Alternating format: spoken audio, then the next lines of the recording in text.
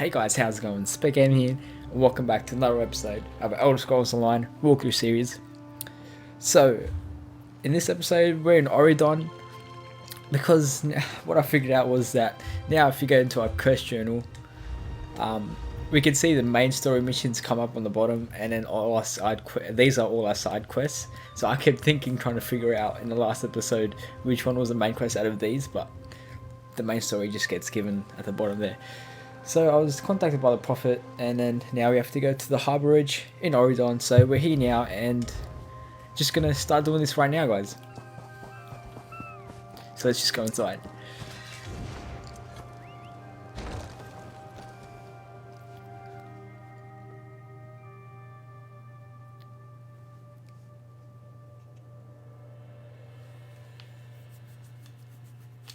Yeah, so in the last episode we were in Kanathu's Roost, and then I think we were, and then I went to Oridon because I played with my mate Alan, and then got sent this quest by the Prophet. So we're just gonna be doing this now.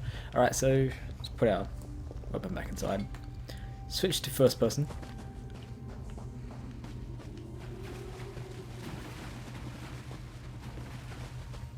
Alright, so we're going to talk to the Prophet. Just over here. Yeah, this looks beautiful, man. Come closer, Vestige. Welcome to the Harborage, Vestige. This is as comfortable a home as an old dried-up husk like myself could hope for. Despite my blindness, nay, because of it, my other senses seem to have heightened. This place had the right smell about it. Indeed, but let us not get ahead of ourselves. Without an understanding of where we are bound, every road will get us nowhere. Before we truly understand our destination, we must speak of the past. Of a sort. I invite you to enter my mind and walk with me through visions of the past, that you might understand the events that brought us to this time, this moment. Alright, no worries. Enter my mind, Vestige, and walk with me through the shadows of past events. We're not stealing, we're just taking it.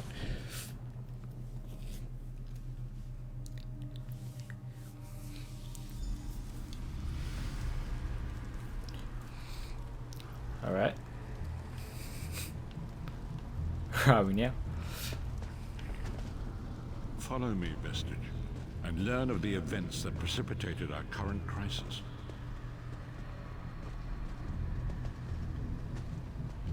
My part in the story began when I awoke on the steps of the Abbey of the Moth Priests, with no memory of my prior life.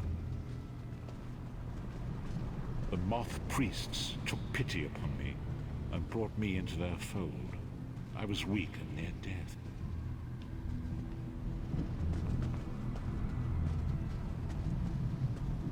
It was there I first set eyes upon the Elder Scrolls and devoted my life to their study. The scrolls allowed me to glimpse the very fabric of reality, but each profound insight dimmed my vision and eventually left me permanently blinded to the light of the world.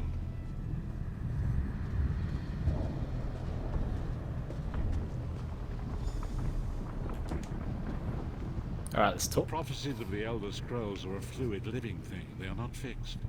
At many points throughout history, the actions of heroic mortals have rewritten them. I only know that you are important, Vestige.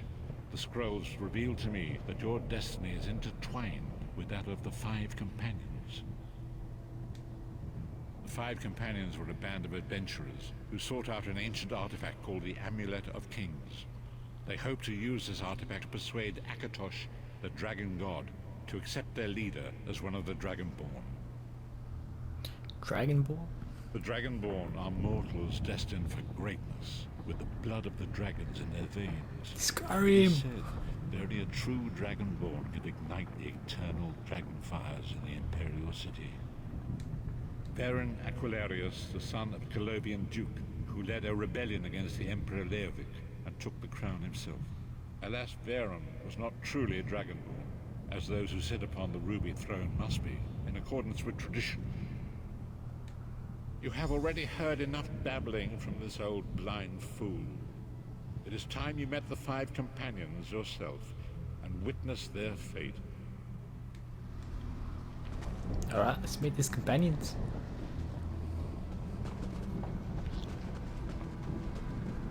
The first companion, Lyris Titanborn, daughter of giants, was the mightiest warrior in the service of the Emperor. Next, Abner Farn, a powerful sorcerer, Grand Chancellor to the Imperial Elder Council. The Red Guard Swordmaster, Sai Sahan, leader of the Imperial Dragon Guard. The Imperial Emperor, Varen Aquilarius, who attempted to light the dragon fires and failed. And finally, Manamako, the traitor, the king of worms, a powerful necromancer, and your executioner.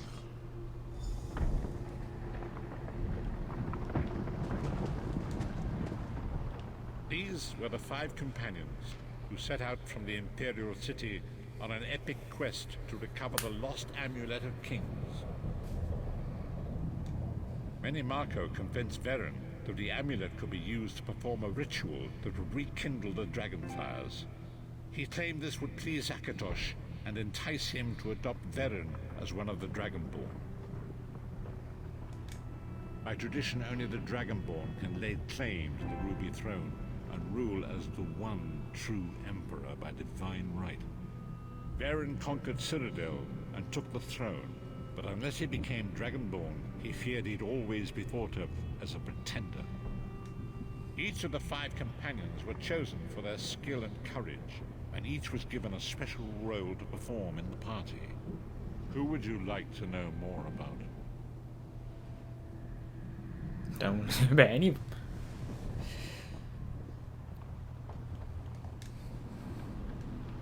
No, we still have to learn about them.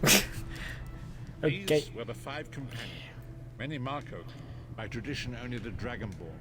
Manamako the traitor, the great enemy, the most powerful necromancer this world has ever known. His worm cult infiltrates and corrupts every corner of Tamriel. It was he who convinced Varen to perform the ritual you are about to witness. Disaster, war, and pestilence. A world brought to its knees.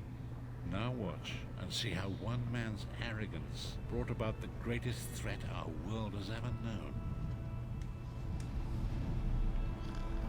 Alright.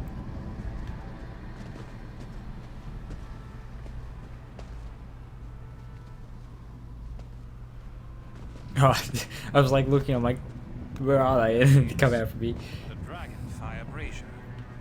Manamako, you certain this will work? It will work, my liege. The Amulet of Kings will rekindle the dragon fires and ensure your rightful place as Emperor. You have my word. It better work, Manamako, or you'll find your neck at the business end of my axe. My lord, I wonder if you'd muzzle your half-giant pet. She really is annoying. Enough, both of you. We are here to ensure my lord's rightful claim to the Ruby Throne. Abner, begin the ritual. I have a destiny to fulfill. By the lighting of the dragon fires, I claim my rightful lineage. By the fires of creation, let me be reborn. By the will of Akatosh, I proclaim myself Dragonborn.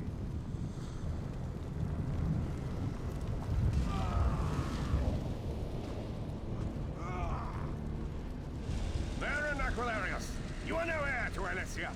You will pay for your sacrilege. The veil between Tamriel and Oblivion tears and splits asunder. What's happening? The sky's opening up. This is bad. This is very bad. Ah! This isn't supposed to happen. What's the meaning of this? Manamako, what have you done? Gullible fools! The veil between Oblivion and this world has been torn. My master, Murloc Bard, is free to claim Tamriel for his own. Akatosh, forgive me! Have mercy on our souls!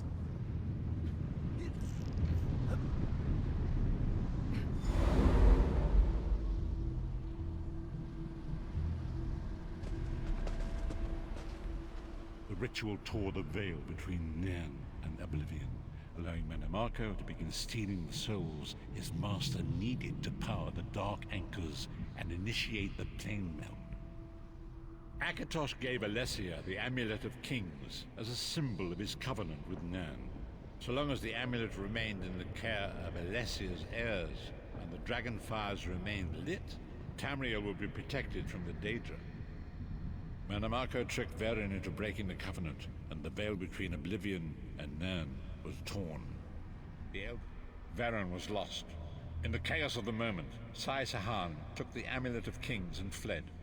Leris was captured by Mannimarco and delivered to Cold Harbor, the realm of Molag Bal. Tharn remains Chancellor of the Elder Council, and his daughter Clivio rules as Empress Regent. But the true power remains in the hands of Mannimarco and his worm cult. When I discovered the truth about the 5 companions, I made subtle inquiries, but apparently not subtle enough. Mannimarco got word of my interests and abducted me. He took me to Cold Harbor, where I remained a prisoner until you freed me. The truth is always a threat to evil men. Mannimarco feared I would reveal his treachery, and if knowledge of Nairn's vulnerability were to become known, it could threaten his master's schemes. Molag Bal does not favor loose ends.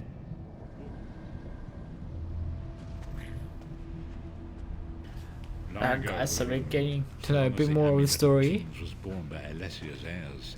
Tamriel would be protected from the forces of Oblivion, but the Soul Burst tore the veil between worlds and gave Molag Bal the opportunity he desired. Molag Bal's dark anchors pierced the torn veil and seemed to draw Nairn into the depths of Cold Harbor. These terrible engines of destruction were appearing all throughout Tamriel.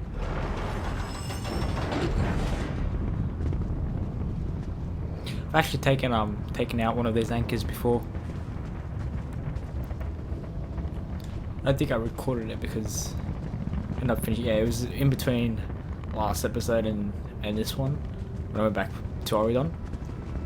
Then my mate Alan took me to one of these places, and then once you defeat the guys, you get like a chest, and I think I got some gauntlets or some summoning. And those that do will be enslaved for all eternity. So it falls to us, Vestige. We must stop Molag Bal and his dark anchors, or our world is doomed. And now history seems to have caught up with us. Shall we return to the harborage? As you say.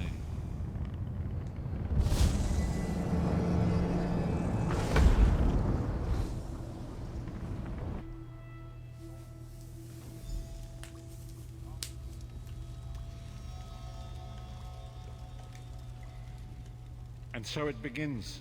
The remainder of the story has yet to be written. It is your story now. And there is so much to do. But know this, you will not walk this path alone. We must grow in strength and in numbers. You will need more than the company of an old blind man to alter the course of history. We must assemble our own group of companions. The first you have already met. Lyris sacrificed her own freedom to allow us to escape. She remains a prisoner in Cold Harbor. I must determine her precise location if we are to mount a rescue. That will take time. Mannimarco's agents leave a web of lies and deceit. They pit the races of Tamriel against one another and divert their attention from the real threat.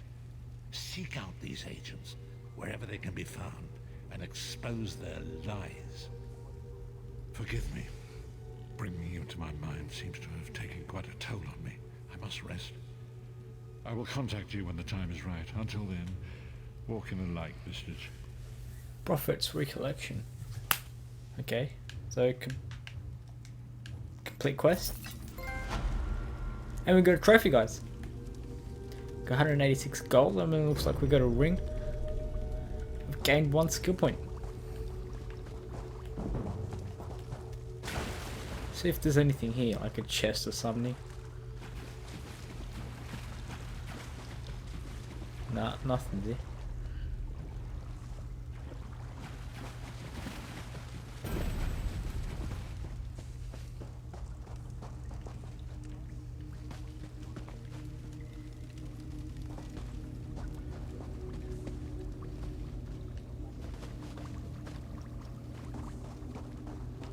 Alright, so let's just go back, guys. Looks like it's nothing here that we can take.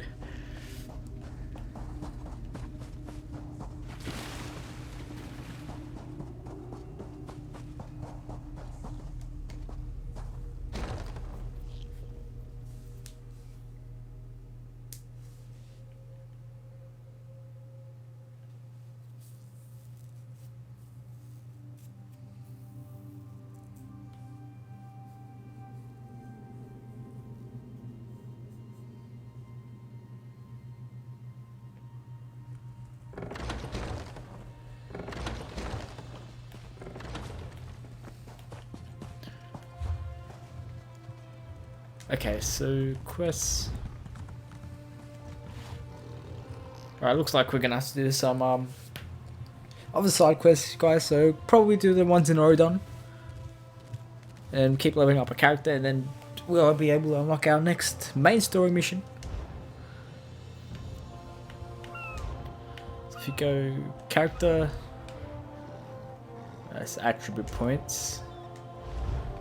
Skills. Okay, so we've got one more skill point. We've got 4 actually.